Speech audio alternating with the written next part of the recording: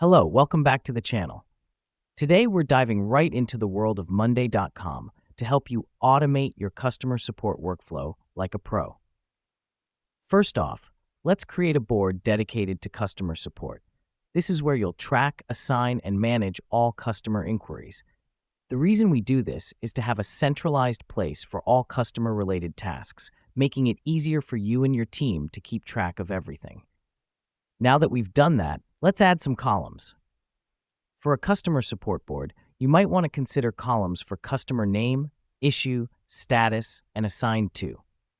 These columns help us because they provide quick insights into who's handling what and the status of each task. Next, we're going to set up automations. This is where Monday.com truly shines. Click on the Automate button at the top of your board.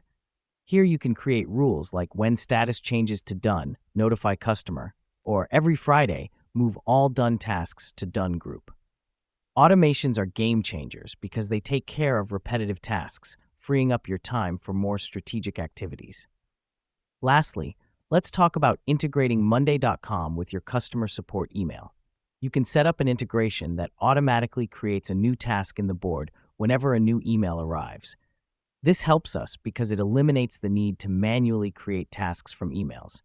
So, there you have it, a quick guide on using Monday.com for customer support workflow automation.